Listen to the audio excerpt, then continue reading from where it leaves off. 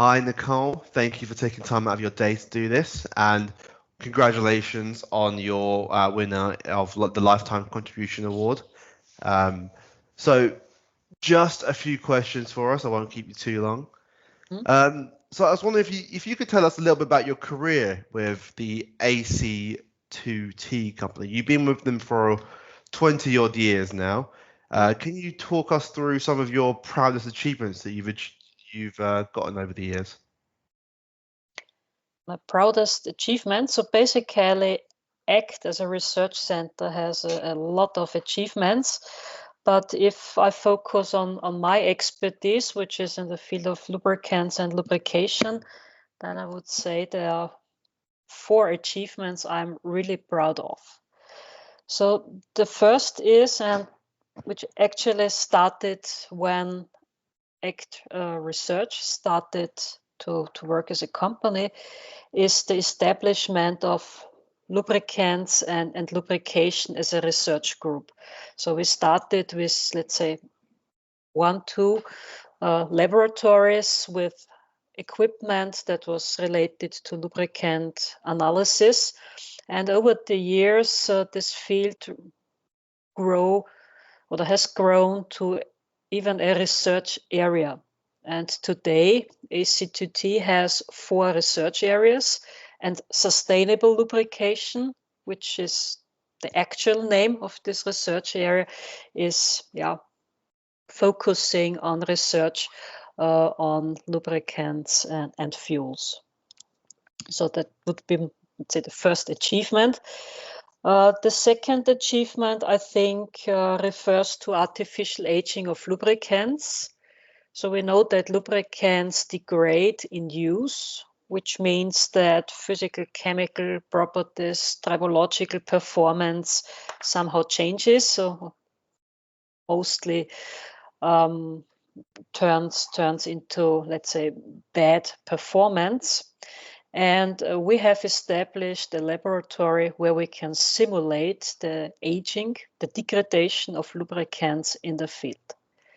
And this offers a number of opportunities because we can not only benchmark lubricants in a very comfortable and controlled way, we are also able to assess sensors because we're also working on online monitoring systems.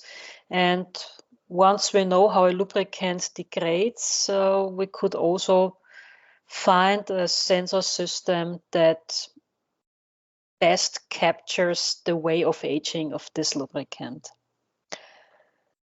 The third achievement deals with advanced analytical methods. So very early in our activities, we have established mass spectrometry as advanced analytical method. Why advanced? So we all know about conventional analysis, where we measure elements, viscosity, and also chemical changes. So why infrared spectroscopy, the amount of acids by titration or water by Carl Fischer titration. So they are really conventional and well-established methods, but they do not really tell us about what chemically, physically happens in a lubricant. And therefore we have established mass spectrometry to identify the chemistries that have an impact on lubricant properties and the next step also on lubrication performance. Mass spectrometry, especially instruments that help to do high resolution and high accuracy measurements, help us to identify degradation products. So we can really identify unknowns which are formed during the use of a lubricant. Yeah, and the last achievement I'm really proud of is online condition monitoring. So all the knowledge that we gain from conventional and advanced analytical methods and artificial aging can be used to develop online sensing systems. And these systems can be designed in a very customized way. And here we have a large number of use cases where we have established, say, customized sensor systems, such as in hydraulic plants that can be found in a steel factory, or sensor systems that are implemented in locomotives, and so on and so on. Yeah, so these are, in a very brief way, the achievements I'm really proud of. Yeah, well, you have a lot to be proud of. It sounds like you made some great advancements in the industry. Yes, but we also have a very performing team. So it's not myself who has made all these reels. So I had the pleasure to contribute to that and to guide the team.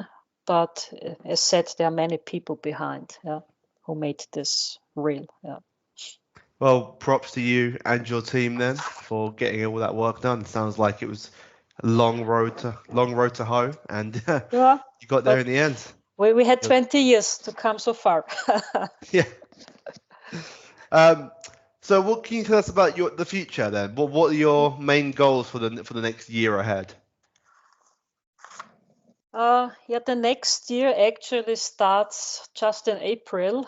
Yeah. Why? Because our business year runs from April to March.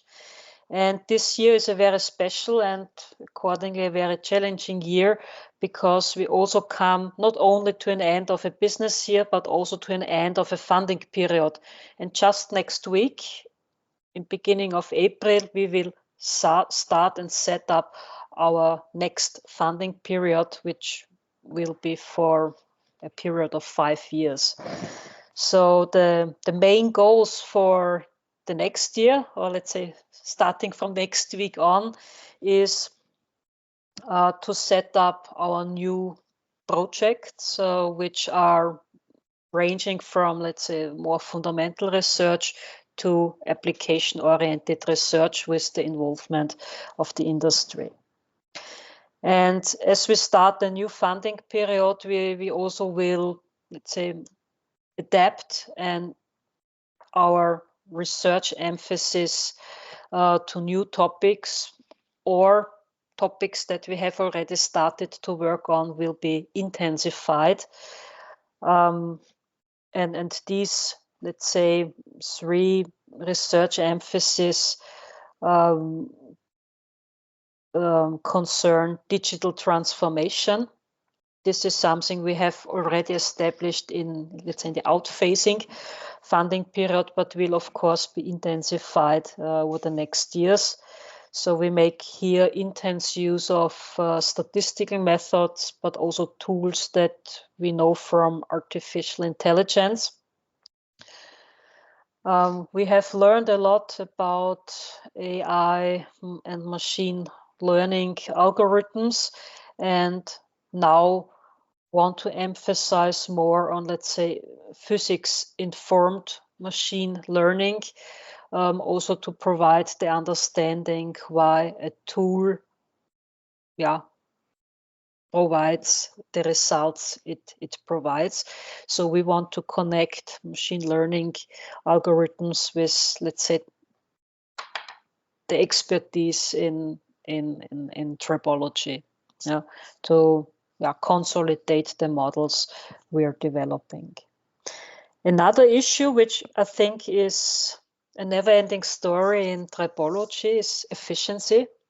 And efficiency becomes even more important when we talk about energy and mobility transition. That is why we are already busy with alternative fuels such as ammonia and hydrogen, but we will for sure intensify these activities in the upcoming 5 years. Yeah, and last but not least, we also have to think about circular economy, and here we want to develop tribological systems that are built from, let's say, bio-based materials that replace conventional materials while keeping the performance, and also finding ways of recycling, for instance, of used materials so that they can be reused in another tribological application. So what we want to establish with our new and, let's say, intensified research topics is to establish tribology as a key enabler.